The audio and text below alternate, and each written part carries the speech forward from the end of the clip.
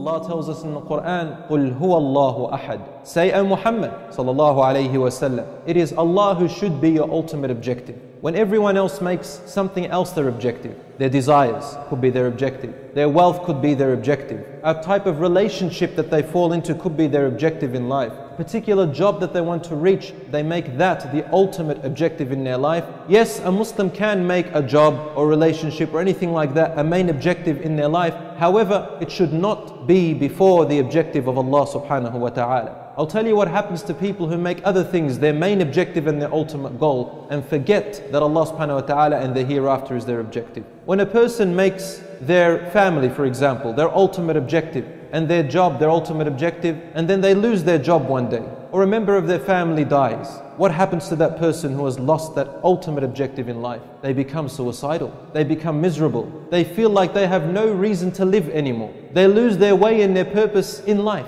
because that ultimate objective has gone. You find that person becoming miserable, angry at their parents, angry at their children if they have children, angry at their brothers and sisters, angry at society, angry at Islam itself. And when a person makes their role model other than the Prophet ﷺ, then when their role model, whom they have placed in his place, fail them, they also become miserable, they become unhappy. Brothers in Islam, when Allah subhanahu wa ta'ala created us, He put in us something very special and He valued you with that. The thing which He valued us with was the reason why He ordered the angels to prostrate down to your father Adam alayhi salam. And Iblis refused because he knew your value. This spirit or this soul which Allah subhanahu wa ta'ala placed inside of us is what makes us valuable, and it needs to be nourished. And this soul has only one objective. Allah created it to have a very strong connection with Allah, its creator. When we nourish this soul, we have nourished our connection with Allah subhanahu wa ta'ala. When we nourish this soul, then whatever you lose in life, your wealth, your health, your relationship with someone, some members of your family who die,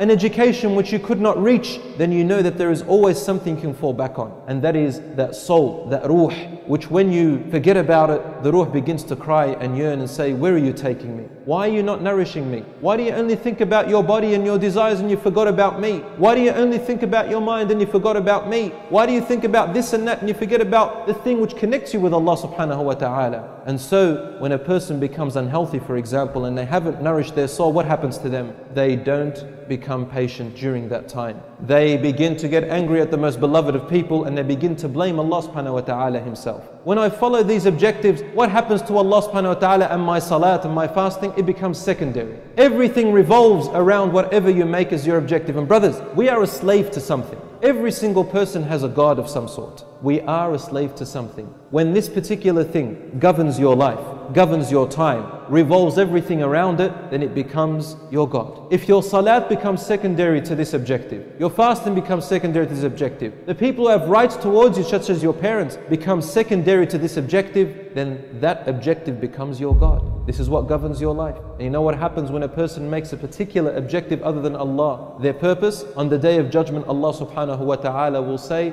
let that which you made your objective save you today. You know, we have a saying, we have a Ford company and a Holden company. They manufacture cars. And we say, okay, if a person worked for Ford, do you expect Holden to pay them? If you work for a particular company that is in competition with another company, and then you expect that other company to pay you, does that make sense? No, it doesn't. It's quite absurd. So when I work for someone other than Allah subhanahu wa ta'ala and His Messenger, then it's only fair that you expect the reward to come from them. And this brings to light a hadith of the Prophet sallallahu alaihi wasallam. And the Prophet sallallahu alaihi wasallam was speaking to a man named Mu'adh, a companion named Mu'adh ibn Jabal radiallahu anhu, where he said, and this is in Sahih Muslim, that on the Day of Judgment, a scholar and a donator of wealth and a person who died in the cause of Allah apparently will be called on the Day of Judgment. And each one of them will be asked, first of all the scholar, what did you do with the knowledge which I gave you? And he will say, I did it only seeking your pleasure, my Lord. And Allah subhanahu wa ta'ala will say, you are lying. The angels will repeat, you are lying. And then Allah will say, you only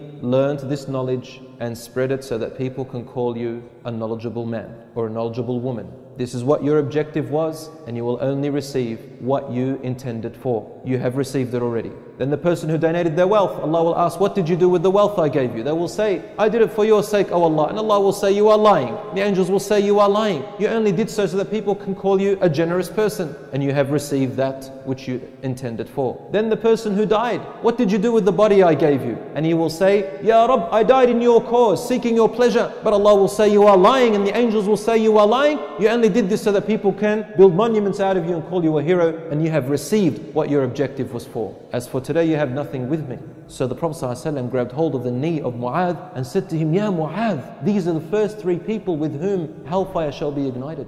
Allahu Akbar. A alim whose knowledge reached the end parts of the world, and people benefited and probably repented and became better people. And this person with all his wealth and that person with all their life, Allahu Akbar, they end up in vain? Yes. Why? Because Allah's name is Al-Adl. He is the just. Yes, He is compassionate, but He's also the just. If you do things for other than Allah subhanahu wa ta'ala, for some other worldly purpose, and your intention is so, then Allah will only give you for that which you intended. Some people, they act religious when they want to ask for a girl, for example's hand, in marriage. So they go to the father and they put on an act. Look at me, mashallah, my beard is on, I've got my hat on, I go to the masjid, mashallah, but they're putting on an act. So they will do anything to get to her and to trick the father and the family. As soon as they are married, the true colors do come out. Your brotherhood in Islam, when you meet a brother and say Assalamu alaikum, the first thing on your mind should be, I really want this person to be a brother of mine in Islam, and I want Allah subhanahu wa ta'ala to see our love for his sake. You don't concentrate on where he's from or what kind of a background he has, and then I'll decide whether I'm going to be close to that person or not. We say we are brothers and sisters in Islam because Allah subhanahu wa ta'ala called us brothers and sisters in Islam, and let us start from there. When I meet my parents and I feel that they're not giving me what I actually want, or they're not understanding me, then I should remember that Allah subhanahu wa ta'ala is looking at my objective. Is my objective Allah subhanahu wa ta'ala and His Messenger? Yes, it is. Then therefore I'm going to respect them and deal with them and sacrifice my own needs in order to please them, insha'Allah ta'ala. And when I do any type of action, then the sincerity must be for the sake of Allah subhanahu wa ta'ala first and foremost. If you do that, then you'll discover what your identity is, and you will know your purpose in life. All your education will be directed in that direction. Your work, your study, your sitting down at home, your spending of time on the internet, everything becomes fit to fulfill that purpose of making Allah subhanahu wa ta'ala your objective. So you only choose your wealth coming from halal, and you spend it on halal. You look on the internet on that which benefits you, and you avoid the things which harm you. When you are in secret and alone, you worship Allah subhanahu wa ta'ala and still stay away from the things which He has forbidden, because you know that ultimately on the Day of Judgment, it is your actions and the sincerity of your actions that matter the most. If you want to know what kind of a person you are, then look at yourself when you are alone, when nobody else is watching. Does your prayer equal the same value as when you prayed in front of people?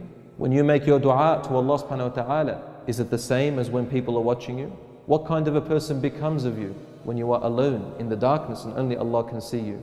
Is this a time to go to my desires and fulfill them? Or do I know that Allah subhanahu wa ta'ala watches me in open and in secret? Make your intentions clear. Make your sincerity clear. Make Allah your objective, and Allah promises you happiness in this world and in the hereafter.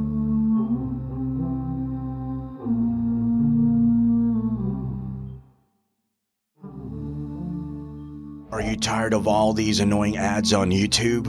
Are you worried that a haram video might pop up? Well, the One Islam TV app is here to solve these problems, insha'Allah.